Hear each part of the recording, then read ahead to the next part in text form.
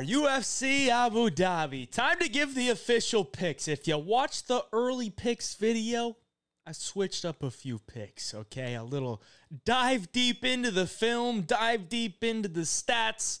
I said, yeah, nah, not picking that guy. I'm going the other way. So stay tuned for those pick swaps. But these are the official picks. Gun to your head type of picks. UFC Abu Dhabi, 13 fights. Umar Nurmagomedov, Corey Sandhagen in the main event. Once again, the Dagestani gets the home field advantage. And once again, Corey Sandhagen is fighting a Russian in Abu Dhabi. Didn't go well for him the first time, but we will come back to that. We're going to scroll all the way to the bottom. And we're going to start it off with Cedriques Dumas and Denise Thailand. You know, fucking stupid. Fuck, that was the wrong one. No way. Not that one either. All right, Cedriques Dumas, Dennis Tiuliulin. I really want to go with Dennis Tiuliulin, but I can't because the dude's 11-9. And Cedriques Dumas may be 21 savage looking, but he really ain't that savage. And Dumas is going to be able to get the takedowns if he needs to. Dennis Tiuliulin, all he's got is the backyard brawl, the slug it out type of mentality, which I like. But I don't really think it's going to get it done for him in this spot against Dumas. Now, Dumas has actually already made the trip to Abu Dhabi before. Got a win in Abu Dhabi. Considering all those tattoos on his body, I couldn't imagine a world where the judges would give the guy a decision. But he's already won a decision. I think he probably gets another decision victory here against Dennis Tiuliulin. I don't really see him letting his hands go too much to where he gets a big knockout.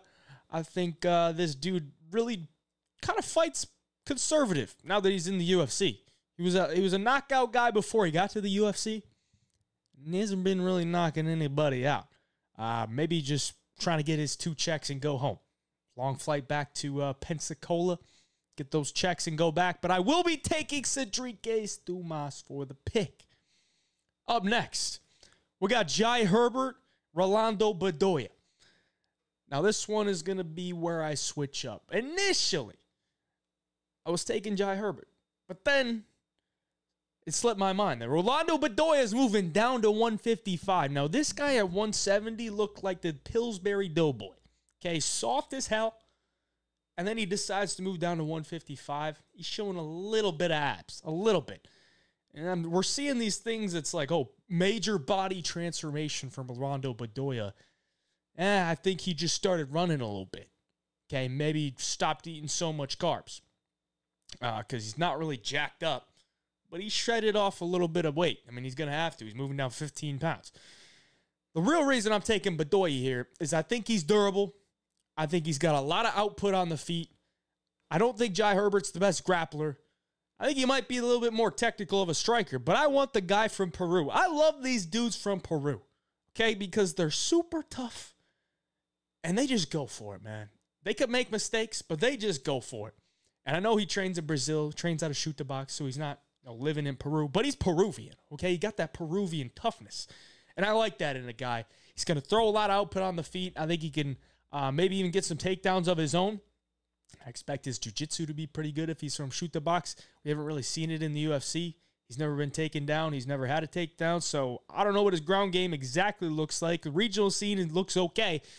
I think he should be able to hold up here. I'll take Rolando Bedoya. He is the dog. Up next, we got Victoria Dudakova and Sam Hughes. Sam Page. I really want to go with Sam Page, but I can't. I really don't understand the love for Sam Hughes this week, honestly, because most people usually write off Sam Hughes.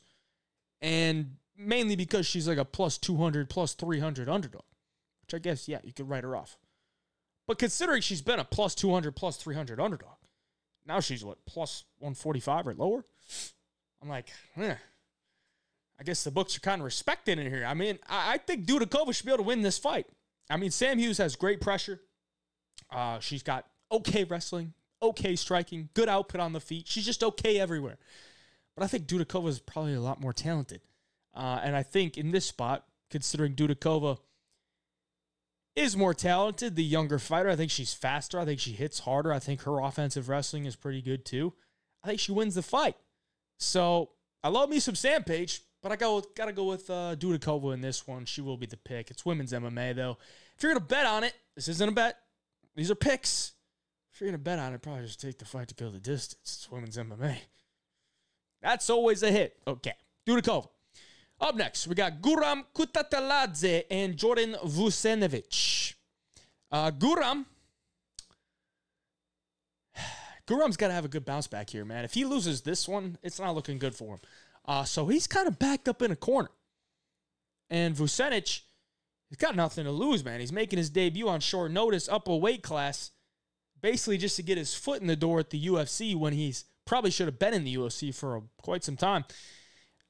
I think Guram needs this win so bad, he's going to do anything that he can to get it done.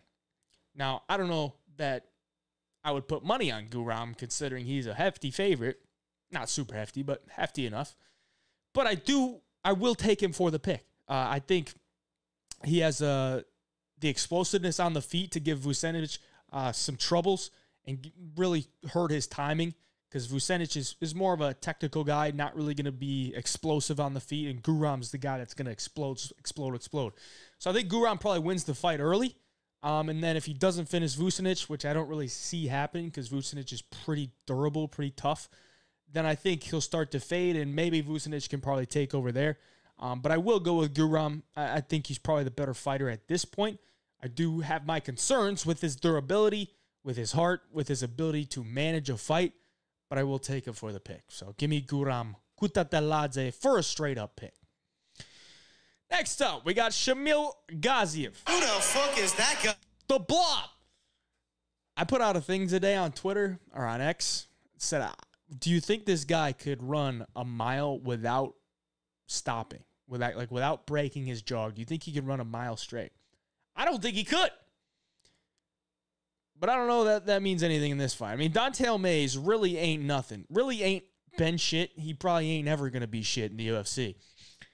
At least there's some upside for Gaziev. This is his third fight. He lost to Rosenstrike. Rosenstrike, you know, he's a top 10 for a long time. He'll be there for a while. So a loss to Rosenstrike doesn't really throw me off too much, but it was more so the way that he lost. Ran into the cage with his head in the first, 10 seconds. And then got jabbed up. His mouthpiece was sitting on the bottom of his bottom set of teeth. It wasn't even on the top because he could barely breathe. The dude was struggling just to breathe in there. And then he's getting jabbed in the face and he can't do anything about it. On the other side, Don'Tale Mayes, 6'6", long as shit, doesn't use it. So you got one guy who can barely breathe in there against a guy that has this amazing frame for the heavyweight division, who's athletic, that doesn't do anything.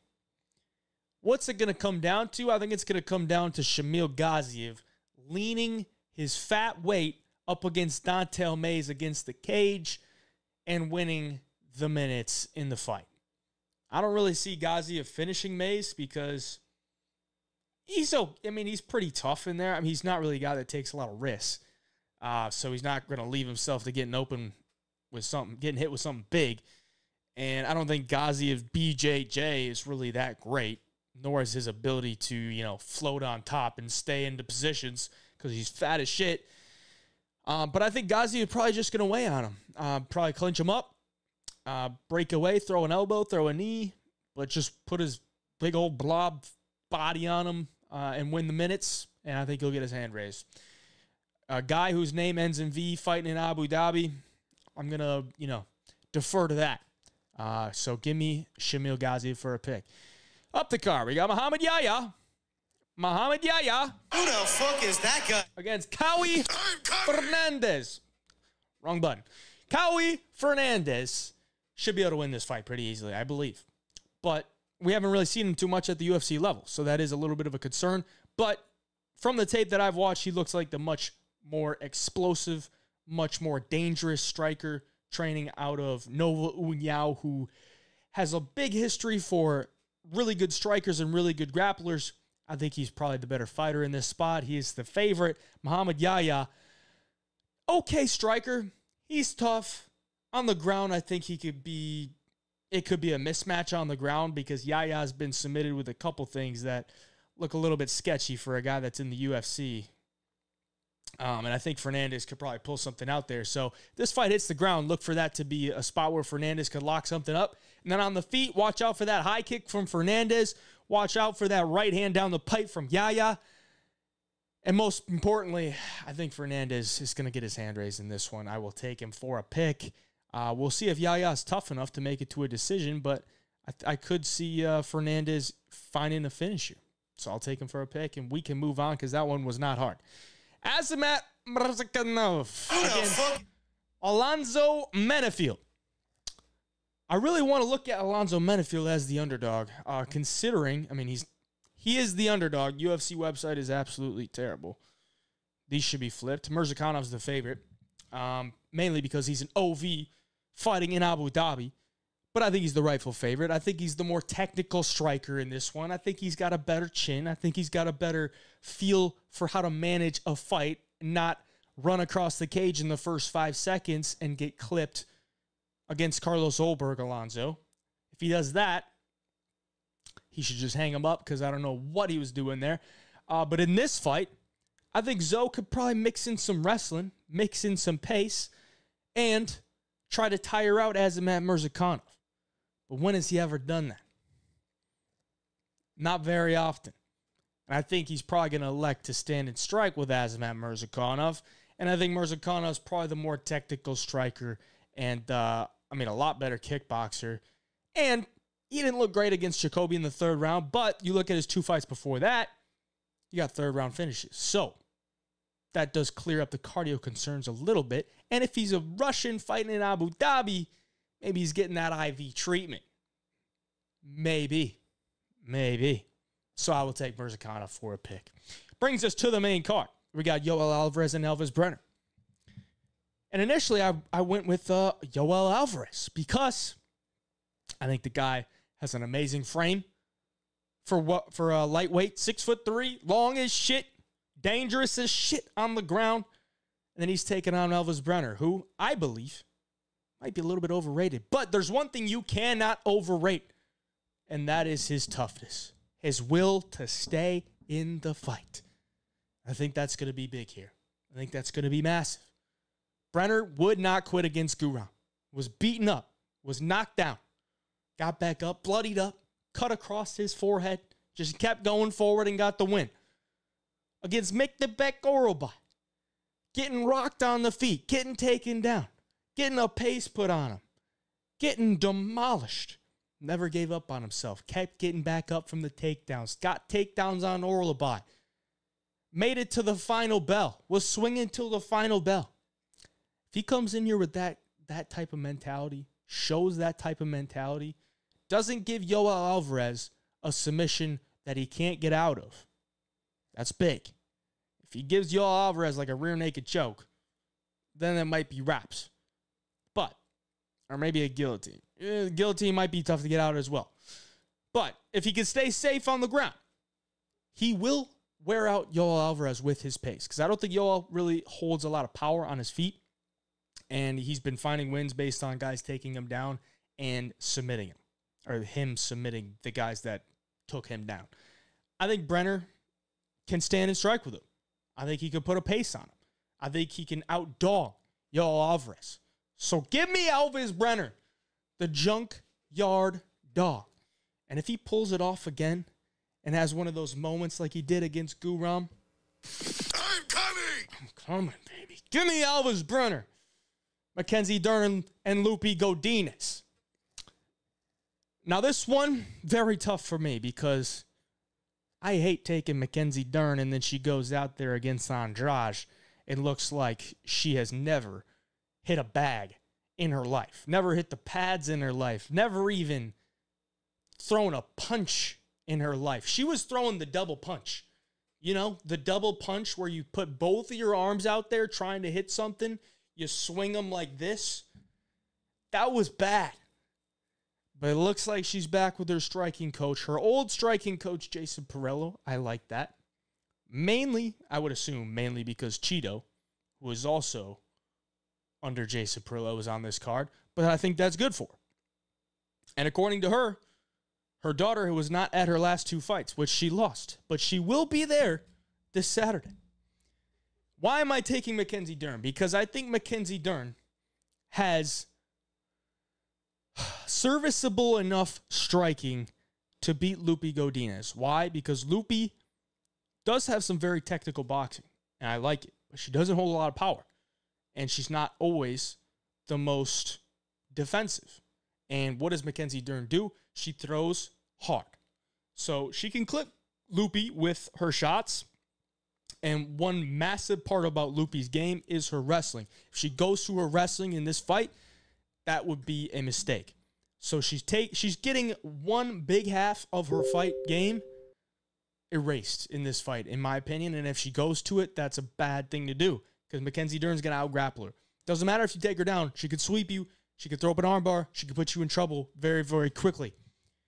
And not only that, when they're on the feet, Mackenzie Dern throws so hard, she creates so much chaos that at times she just finds herself in advantageous positions.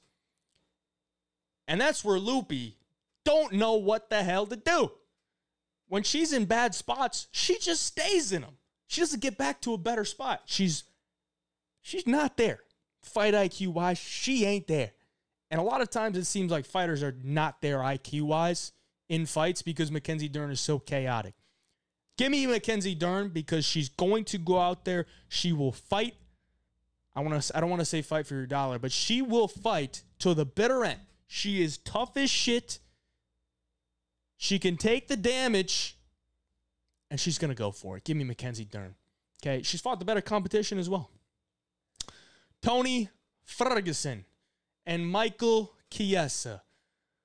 Tony Ferguson going to get it done this week? Who cares, brother? Who cares? Today. Smash. Smash. Tony, come on, brother. Get it together, okay? 7-fight loss streak. You need to get this one done. If you don't get this one done, just hang him up. I've been telling you, Tony, to hang him up for the past, since you lost to Nate Diaz, okay? After I watched that loss to Nate Diaz, I know you weren't there anymore. Okay, then in your next fight, you went out there against Bobby Green. I think it was Bobby Green. I mean, they're all flowing together. I think it was Bobby Green. And you get a little look really bad. Look really bad. And then you're facing Patty. Patty ain't had a good win in the UFC yet. And there was some life there. And then you got smoked. Now we're going up a weight class. We're taking on Michael Chiesa. And yes, I'm not the first one to say it. Tony does have a chance to win here by submission, of course, via the Darce choke. Because Michael Chiesa, for some reason, just doesn't know how to defend a Darce choke. How long has he been around the sport? For some reason, he just finds himself in Darce chokes and doesn't know what to do. That's about it for Tony. Because Chiesa ain't really going to stand there and strike with you. He's going to look for takedowns. He's the bigger, much bigger dude in this spot, I believe. He's a massive favorite. But at the same time, Michael Chiesa, at this point in his life, at this point in his career, is kind of on Anthony Smith level. Okay, if he was more active of a fighter, he would be Anthony Smith because he's really just working the desk for the UFC, doing stuff for the UFC as far as production. He ain't been that active, but if he was, he'd be looking like Anthony Smith. Can't hurt a fly on the feet. Really only able to get takedowns and work his ground game, and really ain't even looking that good at doing that nowadays. So doesn't take damage that well. I mean, yeah, he's Anthony Smith of the welterweight, but he just doesn't fight. Lost 3 fights in a row. There's a combined 10 losses between these two guys. So that tells you what you need to know. But either way, Michael Chiesa is the pick. He's the bigger dude. He should probably be able to get takedowns. Tony's very slow on the feet. He could just throw kicks out there, and Tony's probably just going to eat him. But I'm not betting on Michael Chiesa. I can tell you that. No chance. But he is the pick because there's no chance I could take Tony, who lost 7 straight fights in a row, as a straight-up pick. I just can't. So I got to take Michael Chiesa. Moving on to the feature bout. We got Marlon Chito Vera taking on Davison Figueiredo. And this is one I think I'm changing up too. Initially, I really liked Figgy this week. Then I dove deeper into it, man. And I think I was falling into this trap of recency bias on Deiveson Figueiredo's move up to bantamweight. His wins at 135, he should beat them. Okay, Rob Font is 1-4 in his last 5, has terrible takedown defense. That's not a win that really impresses me. A win over Cody Garbrandt doesn't really impress me in 2024. Okay, those are your wins at 135. And honestly, he lost the first round against Cody because he looked slow and had no output. If he's going to come into this fight not being explosive, being low output, Cheeto's going to win. And I'm not saying that he's going to, but I don't think Deiveson has the right style to beat Cheeto. If you're going to beat Cheeto, you have to have solid movement from the outside, meaning you're cutting angles to the point where Cheeto can't counter you. You have to be in and out. You have to have a lot of volume. You have to have wrestling to back it up, or at least mix it in somewhere in there, unless you're Sean O'Malley at the highest level. And I don't know that Deiveson is that guy, because Davison's not a high-volume guy. He's more of a guy that looks to counter and sits on his punches.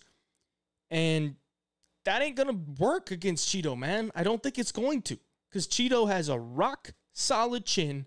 He's unbelievably tough. He will not get knocked out by anything. He's never been submitted. I think the best path to victory for Figgy would be to just smother him for 3 rounds. And I don't know that Cheeto's really going to let him do that. Could he do that? Sure. But I don't think that's the best path to rely on in this spot. I think if it's a striking battle, I'm going to take Cheeto. He's a longer dude. I think he's got a little bit more pop at 135. And he's just super tough, man. He's super tough, and he throws a good amount of volume, but when he's facing other high-volume strikers, he just can't keep up. But he's still going to be able to throw. Look at the Pedro Munoz fight. He still landed like 130 significant strikes. I don't know that Deiveson can do that in a 3-round fight. And he's the guy that he sits there. He's there to be hit. So give me Marlon Cheeto Vera, man. If he doesn't win this fight, if he gets grappled up for 3 rounds, I will never pick him ever again. But I think this is a winnable fight for him. I'm going to take him. Co-main event, Nurmagomedov taking on Michal Oleksiejczuk. At this point in Mikey O's career, I cannot feel confident ever taking this man to win because I don't think he cares about his career anymore. I really don't. This guy is just picking up fights whenever they present themselves. Doesn't care who the opponent is. He's just going to take the fight. He's going to go out there and he's going to try to knock you out. And sometimes it works, sometimes it don't. I don't know if it's going to work here. I do believe he has a chance to get inside and land some big boxing combinations on Shara because I think Shara's hands are really not that great. But I think Shara has shown he has good enough cardio in the UFC, in his 2 UFC fights, to go 3 rounds. I can't really say the same for Michal Oleksiejczuk. I mean, his fights don't normally last that long. But we've seen him get finished mostly by submission. I do think Oleksiejczuk has a pretty good chin, but he has taken a lot of damage over the years. He's still pretty young, younger than Shara. But I think Shara's ability to move, his footwork, will keep him at bay. And I think he'll be able to pick him apart from the outside with his kicks and eventually frustrate Oleksiejczuk and maybe catch him with something and either put him away or win by decision. I think maybe Shara might win here by decision because I think he's just going to try to stay at distance, use his kicks, and slap away at him. So give me Nurmagomedov for a pick. Once again, it's hard to go against an OV in Abu Dhabi, man. They just do not lose. They do not lose. Brings us to the main event. Corey Sandhagen, Umar Nurmagomedov. Now, what did I just say about the OVs in Abu Dhabi? Do we really think Nurmagomedov's going to lose in Abu Dhabi? No way. No way. No way, brother. No way, brother. Now, I'm not saying Corey can't win, but I will say this. The last time Corey fought in Abu Dhabi, he lost. He lost to a Russian, Piotr Yan. Now he's got to face a Nurmagomedov, an undefeated Nurmagomedov. and Umar Nurmagomedov, who absorbs less than one significant strike per minute. Not per 15 minutes, per minute.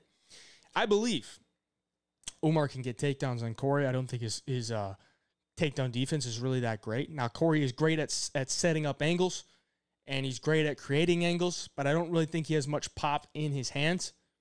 And I don't know that Umar's going to be able to respect him. I think anytime Corey's fills in the void, I think Umar's just going to level change, get him down to the ground, and do his work there.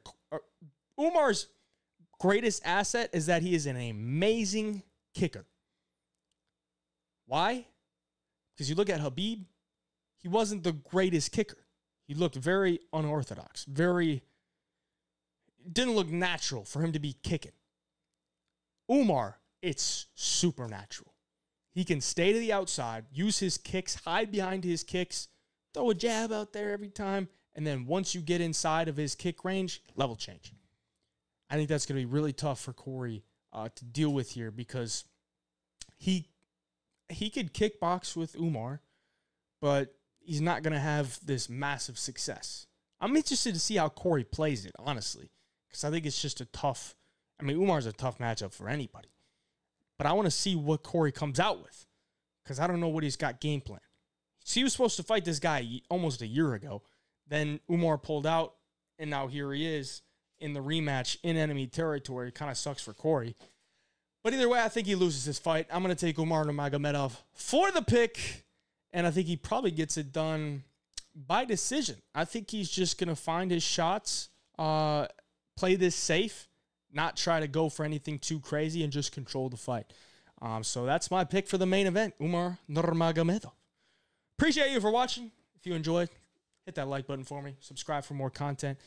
And stay tuned for the Best Bet show later in the week, where I'm going to give you a money line bet, a parlay, a total round prop, and a prop bet, as well as all the DFS plays as well, which have been absolutely money. I think we've won almost 2 months in a row, every single week on DFS. Cash that in. Appreciate y'all, boys. Till next time, Hey Job Picks, signing.